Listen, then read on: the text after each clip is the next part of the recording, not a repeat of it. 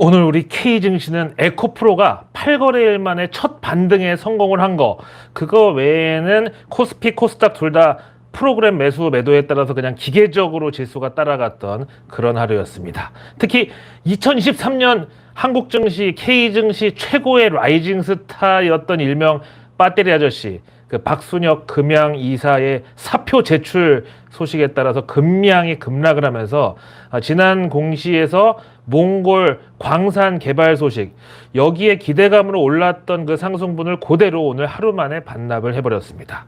참 진짜 금양이라는 기업은 정말 K증시에서 역사적인 종목이 아닐 수 없는 게, 몽골 광산 개발 공시, 그리고 실적 발표에서 영업이익 적자, 그리고 금양과 거의 한 몸이라고 해도 과언이 아니었던 그 홍보이사의 사임, 이 모든 게 불과 3거래일 만에 다 일어났다는 게 정말 웬만한 영화 스토리보다 더 스펙타클한데요. 아무튼 이 배터리 아저씨가 사표를 낸 이유에 대해서 본인은 이제 지난 공시 위반 이후로 거래소에서 금양 사측을 압박해가지고 본인이 도저히 더 이상 회사를 다닐 수 없는 상황이었다고, 또 그 와중에 어떤 출구 전략의 구실로 음모론을 또 끌어들였는데, 한 가지 아쉬운 거는 이제 유가증권시장 공시규정 34조에 보면은 불성실 공시 법인 지정 등의 예고에 대한 이의 신청 조항이 있는데, 거기 이제 불성시 공시법인 지정 예고를 통보받은 당해 법인이 그 지정 예고 내용에 대하여 이의가 있는 때에는 그 통보받은 날로부터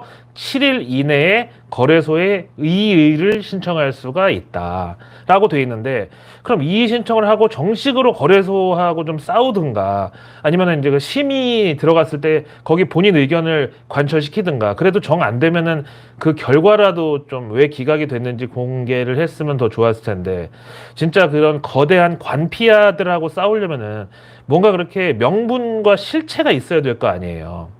사실 뭐 배터리 아저씨 말 중에서 맞는 말씀도 많았지만, 제가 볼 때는 이제 저보다 좀 형님이시니까 제가 최대한 예의를 갖춰가지고 한번 언급을 해보건데, 일단 화법 자체가 좀, 아무리 이게 유튜브 방송이라도 저 같은 그냥 방구석 유튜버도 아닌 그 상장사의 임원 타이틀로 나와서 얘기를 하는데, 그런 것 치고는 좀 화법이 너무 도발적이었다. 예를 들면은 뭐 삼성전자, 현대차, 네이버 이런 건 주식도 아니다. 그리고 뭐 테슬라는 제대로 된 전기차 제조 기업이 아니고 그냥 코딩하는 애들이다. 뭐 이렇게까지 말을 하면서, 진짜 그 일론 머스크를 거의 뭐 예전에 그 한지붕 세 가족에 나오는 전파사 아저씨, 그 이면식 선생님 그런 취급을 거의 해버렸어. 그 다음에 저는 또 결정적으로 이게 좀 걱정이 됐었는데, 그 미래에셋의 박현주 회장을 얘기하면서 뭐 CATL 배터리가 무거워가지고 겨울에 오히려 차가 덜 미끄러지는 게 좀 장점이라고, 전기차에 그런 게 좀 메리트라고, 그런 얘기를 이제 그 박현주 회장께서 어디 사석에서 뭐 얘기를 했나 봐. 뭐 앞뒤에 무슨 얘기가 나오다가 그런 말을 했는지는 모르겠지만, 하여튼 그걸 가지고 배터리 아저씨가 그 대목을 막 언급하면서, 박현주는 애가 무식해, 걔가 근본이 없어서 그래, 이렇게 말하는 거 보고, 아니 대한민국 상장사 중에서 미래에셋이랑 척지고 과연 무사할 수 있는 회사가 몇 개나 있을까? 하다못해 유상증자든 12BW 발행이든 하여튼 다 주관사를 끼고 해야 되는데, 그중에서 그런 딜을 제일 많이 하는 증권사가 미래에셋이거든요. 근데 그 회장님을 그것도 반말로 개? 뭐 이렇게 부른다고? 아니 뭐 자기 딴에는 유머였는지 아니면 뭐 한국 배터리 산업에 대한 애정이었는지 모르지만, 하여튼 저는 그때 좀 무서웠습니다. 특히 이제 박현주 회장님이 제일 싫어하는 말이, 본인이 영업맨 출신이다 보니까 뭐 근본 뭐 이런 거 따지는 거를 굉장히 싫어하실 것 같은데, 그걸 또 갖다가 아킬레스건을 물어뜯듯이, 그래가지고 저러다가 미래 에셋에서 어떻게 나올 건지 그거보다 진짜 금양 본인 회사 측에서 배터리 아저씨 입 틀어막으려고 팀킬이라도 할까봐 그걸 좀 걱정된다고 생각을 했었는데, 이번에 실제로 그런 일이 생긴 건가? 근데 이거는 진짜 거의 연예계에서 유재석을 건드린 거는 마찬가지야. 아니면은 뭐 안성기 형님한테 발연기 좀 그만하라고 했다든가, 아니면은 그 차무식 형, 아니 나부터가 그 역할을 완전히 제가 그 사람하고 동일시 해버렸는데, 하여간 그 정도로 연기를 잘하는 그 최민식 형님한테 야 너 국어책 읽냐? 이런 급의 거의 도발이라고. 하긴 뭐 대한민국 증시에서 외국인하고 쌍벽을 이루는 그 큰 손이 연기금인데, 여기도 다 전부 뭐 적으로 돌려버렸고, 그 다음에 뭐 증권사 애널리스트들은 말할 것도 없고, 운용사들 그리고 이제 펀드 매니저들까지 다 뭐 개관이라고 하면서 뭐 다 사람 취급조차 안 해버렸다는 진짜 그런 것만 봐도 그냥 이 형님 진짜 노빠꾸 형님인가 보다 뭐 했죠. 어쨌든 그러나 우리가 뭐 연예인이랑 재벌 걱정이 세상에서 제일 쓸데없는 걱정이라는 것처럼 우리도 이 빠뜨리 아저씨 걱정은 할 필요가 없습니다.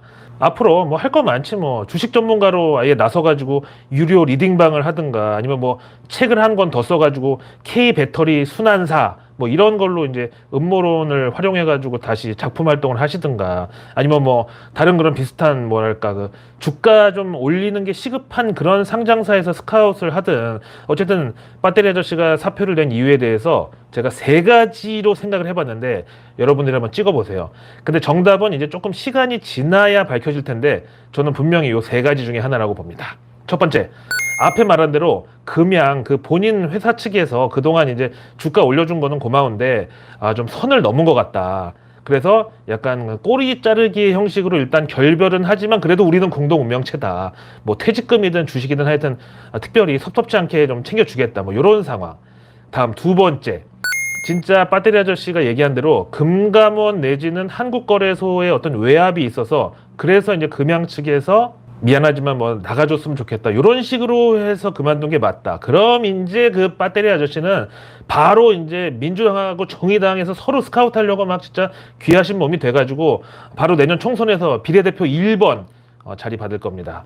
그리고 이제 배터리 아저씨가 대놓고 자기 만약에 이제 감옥 가게 되면은 기쁘게 받아들이겠다. 자기는 다 각오가 돼 있다. 그 대신에 감옥 갔다가 출소하면 바로 대통령 선거에 나오겠다고 그래가지고 본격적으로 진짜 보복을 하겠다 이렇게 말했다고 제가 들었는데 일단 배터리 아저씨 평소에 그 패기로 보면은 이렇게 외압에 의해서 진짜 그만두게 된 게 맞다면 오히려 이걸 전화 위복의 계기로 삼고도 남을 것 같아요. 그러면 이제 우리는 팝콘 준비해가지고 현대판 망이망소이의 난을 이제 지켜보게 되는 거죠. 마지막 세 번째.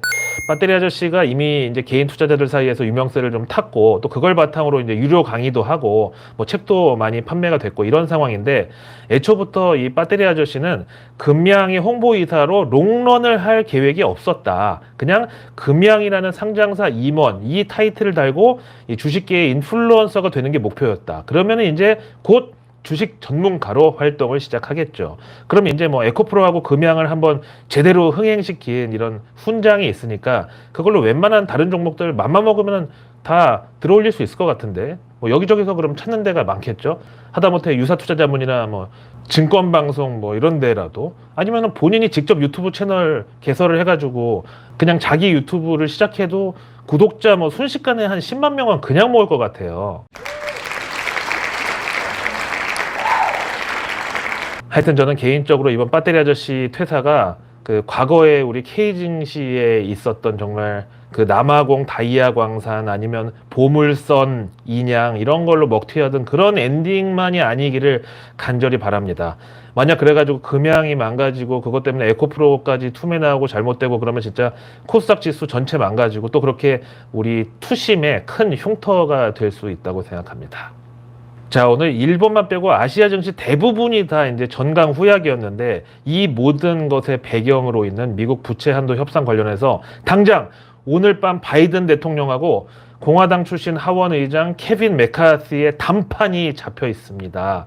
바이든은 공식적으로는 일단 의회와 협력해가지고 최대한 민주적으로 처리하겠다는 입장을 고수하면서도 한편으로는 미국 국민 전체와 전 세계의 그 경제를 인질로 공화당의 협박을 계속 고수한다면은 나는 수정헌법 14조를 발동해서라도 대통령 자위권으로 부채 한도를 증액하는 그런 조치를 취할 수 있다고 이제 후방에서 또 압력을 가하고 있습니다.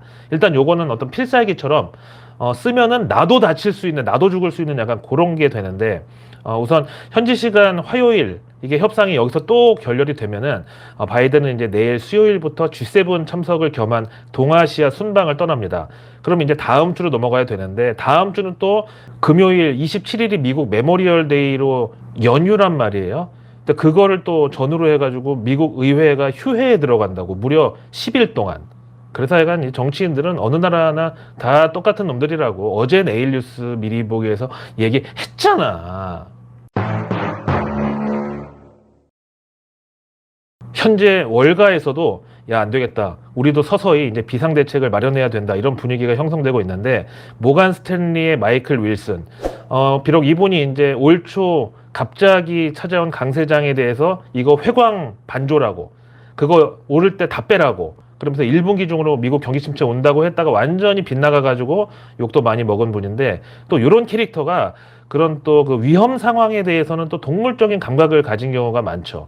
하여튼 이 마이클 윌슨이 말하기를 자기네 모간 스탠리 고객들 대부분은 아유 설마 미국 정부가 디폴트 내지는 파산을 할 리가 있겠냐 이렇게 생각을 하고 있는데, 이제 증시에서는 마냥 낙관론에 베팅할 수는 없는 상황이다. 현실은 그래도 증시 반응은 아닐 수 있다 이건데요. 그 이유는 지금 미국 정부의 곳간 열쇠를 쥐고 있는 제니 옐런 재무장관이 엑스데이트라고, 즉 데드라인을 6월 1일로 제시했는데, 만약에 그 전에 극적으로 부채 한도 증액이 타결이 된다고 해도 당분간 유동성이 위축되는 것은 피할 수 없을 것이라고. 그러면 증시도 하락이 불가피하다는 분석입니다. 그런 차원에서 이제 증시 통계상 과거 미국 부채 한도 위기 장세 때는 에너지와 유틸리티 업종이 상대적으로 강했고, 반대로 타격이 컸던 업종은 IT, 헬스케어, 생필품 그리고 은행주 같은 배당 성향이 강한 그런 섹터였다고 합니다. 다음 이제 운용자산 기준으로 세계 1위 운용사인 블랙락은 미국 부채 한도 엑스데이트 6월 1일이 다가올수록 기관 매도세는 증가할 수밖에 없다면서, 지난 셧다운 당시 그 2011년 7월부터 한 달 동안에만 S&P 500 지수가 17% 하락을 했다면서, 근데 이번에는 그 2011년보다 불확실성의 정도가 훨씬 강하다. 왜냐면 이제 내년 대선을 앞두고 있다 보니까. 그래서 그 이상의 하락세도 나타날 수 있다는 경고를 했습니다. 이렇게 지수가 17% 하락이면 개별 종목들은 한 2배 더 빠진다고 볼 수 있어요. 이거 이제 우리 코스피에 대입하면은 일단 지수로는 2000포인트 거의 초반 간당간당한 수준인데, 참 그리고 나서 이제 보통 회복은 우리가 미국보다는 좀 더 느리니까 진짜 이번에 이렇게 되면은 연말까지 이제 올해 증시는 장사 조진 거라고 봐야죠. 하여간 이 와중에도 월가 유동성 중독자들은 아직 기대를 버리지 않고 있는데, 만약에 바이든이 정말 독한 마음 먹고 부채 한도 협상을 끝까지 양보 안 하고 벼랑 끝 전술로 몰고 간다. 그럴 경우 이제 바이든과 일심 동체인 제롬 파월 연준 의장이 바이든을 대신해서 연준 금리 인하로 경기 부양 내지는 경기 추락 위험의 방지에 나선다. 그렇게 제롬 파월이 바이든을 지원 사격해 줄 것이라는 이런 기대가 바로 월가 유동성 중독자들의 유일한 희망 회로입니다. 하지만 연준 내부에서는 전혀 그럴 기미가 안 나오고 있는데, 이날 연설을 했던 아틀란타 연은 총재 라파엘 보스티 그리고 시카고 연은 총재 오스틴 굴스비 둘 다 단호박 모드로 지금 나왔습니다. 그러면서 아무리 미국 부채 한도가 어떻게 되든지 말든지, 뭐 미국 연방정부가 문을 닫든지 말든지, 하여튼 그거 상관없이 우리 연준은 미국 연방정부 소속이 아닌 민간기관이야. 그래서 우리의 가장 큰 적은 바로 인플레이션이라는 게 바뀌지 않는다, 이렇게 밝혔습니다. 거기다가 이 말도 또 못 알아듣는 유동성 중독자들이 혹시라도 있을까봐 아예 대놓고 올해 2023년에는 금리 인하 절대 없을 것이라고 강조를 했습니다. 심지어 또 거기다가 지금은 여전히 연준 금리 인상기임을 잊지 말라고. 그러니까 앞으로 6월이든 7월이든 9월이든 하여튼 FOMC에서 금리 인상이 나오면 그게 더 자연스러운 거고, 만약에 금리 동결이 나오면은 약간 돌발 변수가 있는 거, 이 정도가 이제 최선이다. 그러니까 연준 금리 인상기에는 이게 자연스러운 거다, 이렇게 강조를 했습니다. 자, 여기서 오늘의 중국 소식, 이거 특히 중요한데요. 앞에 보신 미국이 저지경이 이제 된 가운데 글로벌 G2 중에서 미국과 맞먹는 경제 규모, 그리고 특히 우리 대한민국 최대 수출 대상국 중국이라도 좀 경제가 선방을 해줘야 될 텐데, 그래서 오늘 나온 중국 경제지표 4월분을 보니까 먼저 산업 생산이 5.6%, 그리고 소매 판매 18.4%, 그리고 고정자산 투자 4.7%. 이렇게 이제 수치만 들으시면은 우리가 이제 하도 미국이나 우리나라 같은 그 선진국 경제 저성장에 익숙해져 있다 보니까 뭐 저 정도면은 수치 되게 잘 나온 거 아니야? 그런 착시 효과가 있을 수 있는데, 실제로는 이 산업 생산, 소매 판매, 고정자산 투자 셋 다 예상치 미달이었습니다. 그 와중에 실업률은 5.2% 나와가지고 이거는 또 예상보다 높았습니다. 여기에 대해서는 그 중국 내부에서도 또 이제 외국인 투자자들도 아니 도대체 왕서방은 언제 리오프닝을 하는 거냐고 약간 지금 짜증이 나 있는데, 이제 소매 판매 항목별로 보면은 여기도 이제 뭔가 양극화 심화의 느낌이 강하게 납니다. 그래서 시진핑 3기 정부가 내세웠던 게 바로 공동부유. 물론 이게 조금 반시장적인 개념이라고 그러면 이제 또 중국 내 외국인 투자자들이 떠날 구실이 될 수 있다고 그래서 지금 일단은 좀 감추고 있는데, 하여튼 보시면은 전체 항목 중에서 제일 많이 증가한 게 바로 주얼리, 즉 보석과 귀금속 판매입니다. 중국도 뭐 우리 못지않게 금하고 은 좋아하는 국가인데, 하여간 지난 4월 소매 판매에서 가장 큰 증가율을 기록한 게 바로 이 귀금속이었다는 거는 아직도 이제 내수 경기가 살아난다는 그런 확신보다는 뭔가 이제 중국 기득권들이 금고에 재워둘 그런 것들이 여전히 필요하다는 거죠. 이제 그 다음이 바로 외식. 이거는 뭐 작년 4월 대비해서 작년은 락다운 시기고 올해는 리오프닝이니까 이렇게 많이 늘어난 게 어떻게 보면 당연한 거죠. 아니 어떤 20대가 있는데 작년에 군대에 있었을 때하고 지금 제대하고 난 뒤하고 카드 결제 금액이 당연히 지금이 더 큰 게 맞죠. 그리고 이제 다음이 의류 및 액세서리였는데, 요즘 이제 글로벌 하우스들이 중국 관련주 탑픽으로 꼽는 게 뭔지 아세요? 무슨 중국 배터리, 무슨 마오타이주 뭐 이런 게 아니라 바로 프랑스 명품 회사 모에 헤네시 루이비통입니다. 물론 중국에 이제 명품 이제 짝퉁도 많지만 하여튼 중국 사람들의 명품 소비는 진짜 솔직히 이제 그런 명품 회사들도 다 돈 벌자고 하는 거잖아요. 근데 중국 매출을 무시할 수가 없으니까. 하여튼 그리고 4월 중국 소매 판매 증가율 순위 바로 다음이 이제 자동차. 이거는 최근 중국에서 리오프닝과 함께 많이 팔리고 있는 경형 전기차 있죠. 제가 한번 말씀드렸는데, 그러니까 이제 1,000만 원 미만의 소형 전기차 판매가 또 엄청 늘었던 결과입니다. 그래서 이제 처음 이 지표 공개됐을 때 중국 홍콩 증시는 물론이고 이제 K 증시 외국인들도 잠시 실망을 하는 듯 했습니다만, 곧 이게 바로 중국 리오프닝이 시원치 않다는 뜻인데, 그러면 시진핑 3기 정부가 내수 경기 진작을 내세웠는데 아직 그런 기미가 안 보인다? 그러면 이제 또 이거는 이제 중국 인민은행의 경기 부양을 자극할 호재다, 이렇게 둔갑을 하는 거죠. 그래서 일단 다시 이 지표 발표 뒤에 중국 홍콩 증시도 선물 하락폭을 좀 만회하고 우리 K 증시 외국인들도 다시 이제 대형주들 위주로 순매수로 돌아서기 시작을 했습니다. 하지만 오늘 내 외신에서 주목한 이거만큼은 지금 시진핑 정부의 정권을 계속 압박하는 숙제가 될 텐데, 이번에 나온 중국 청년 실업률이 사상 최고치인 20.4%를 기록한 겁니다. 여기에 대해서 ANZ 은행의 레이몬드 이엥 이코노미스트는 지난주 중국 소비자 물가, 생산자 물가 이거 예상치 하회에 이어서 오늘은 소매 판매와 청년 실업률마저 실망스러운 결과를 냈다. 근데 이렇게 중국 리오프닝이 약발을 받지 못하는 가운데서도 중국 국가통계국 NBS는 오후에 지금 중국 경제는 디플레이션 국면이 아니라 인플레이션이 지연되고 있을 뿐이다, 이렇게 단호박 역시 입장 발표를 했다고 해요. 이걸로 미뤄볼 때 당분간 인민은행 금리 인하는 기대하기 힘들 것 같고, 대신 지준율 인하 정도는 추가될 수 있을 것으로 본다. 이게 이제 오늘 중국 홍콩 증시가 그 왜 컵에 물이 반 있을 때 뭐 거기에 대한 해석 있잖아요. 뭐 반이나 남았다 혹은 반밖에 없네 뭐 이런 아리까리한 이제 반응을 보였던 그 계기가 됐습니다. 런하 반갑습니다. 오늘의 외국계 리포트는 셀트리온 헬스케어에 대한 모간 스탠리의 분석인데요. 사실 여기 서정진 회장의 혼외자 관련 어떤 오너 리스크 이런 언급이 있을 줄 알았는데 전혀 나오지 않았습니다. 이건 그저 다행이고요. 우선 올해 셀트리온 헬스케어의 자체 실적 목표가 전년 대비 20% 매출 성장인데, 모간 스탠리에서 보기에는 이런 매출 성장을 위해서 미국에서 직접 마케팅하는 비용이 증가를 하면 영업이익률이 한 10에서 11% 정도로 작년 12% 대비에는 좀 부진할 것으로 예상한대요. 그래서 셀트리온 헬스케어의 목표가 75,000원에다가 투자 의견은 equal weight, 우리말로 시장 비중을 콜했습니다. 다음 크레딧 스위스에서는 SK 바이오팜에 대해서 목표가를 기존 10만 원에서 99,000원, 딱 1,000원 깎았고 투자 의견은 대신 아웃퍼폼을 유지했습니다. 다음 원익 머트리얼즈에 대해서는 목표가를 기존 38,000원에서 37,000원으로 역시 1,000원 깎았고 투자 의견은 대신 아웃퍼폼 유지. 그 다음에 GKL에 대해서는 목표가 기존 25,000원을 26,500원으로 올리고 투자 의견 아웃퍼폼 유지했습니다.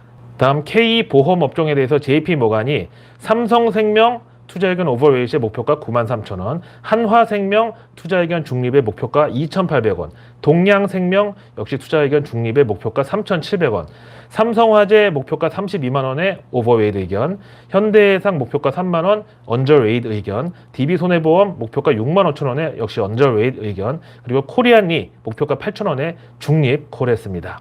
그래서 내일 뉴스는 내일 보면 너무 늦습니다. 내일은 5월 17일 수요일, 먼저 정부 일정 보시죠.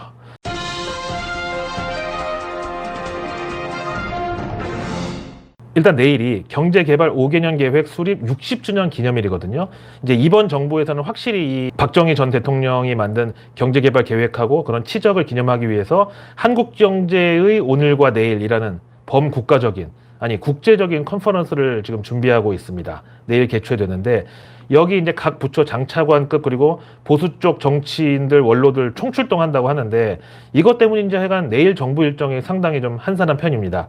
대신 내일 모레 목요일은 그 5.18 광주 민주화 운동 기념일이기 때문에 야당은 또 여기서 큰 정치적 기회를 마련할 심산일 거고요.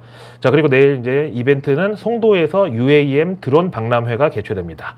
요즘 마침 이제 UAM 도심 항공교통 이쪽에 관심이 높아지고 있는 가운데 이런 것도 역시 이제 뉴스 타기에 좋죠. 근데 아마 이제 취재 기자가 탑승은 절대 안 할 것으로 그냥 지상에 있는 모형에만 타가지고 이제 이렇게 카메라 찍고 뭐 이럴 것으로 저는 예상합니다. 다음 내일 증시 일정은, 아니 이걸 증시 일정이라고 해야 되나? 하여튼 뭐 이것도 상장사니까 말씀드리면 네이버가 내일부터 포털 메인 화면 개편에 들어갑니다.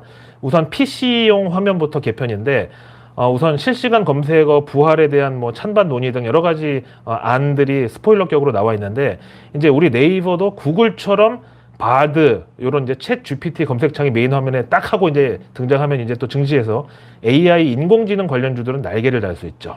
다음 내일이 삼성전자 배당금 지급일이고요. 또 지난주 공모청약했던 트루엔하고 키움스펙 8호가 내일 상장일입니다. 그리고 내일 이제 미국 증시 일정은 기업들 실적 발표가 또 있는데 시스코 시스템즈 그리고 타겟, 다음에 여기 이제 햄버거 체인인데 90년대 당시만 해도 거의 지금의 쉑쉑버거하고 인앤아웃을 다 합친 정도의 위상이었어요. 그리고 저도 여기 되게 좋아했었는데 지금은 이제 거의 많이 시들어가지고 맨하탄 길거리에 보면 이제 그 멕시칸들이 파는 1달러 99센트짜리 핫도그 약간 그런 급으로까지 많이 내려간 햄버거 체인 잭 인 더 박스 실적도 내일 나옵니다. 정말 추억의 브랜드라고 아마 미국 생활하셨던 분은 생각하실 거예요. 자, 오늘 하루도 고생 많으셨고요. 저는 내일의 내일 뉴스를 또 들고 다시 찾아뵙겠습니다. 고맙습니다.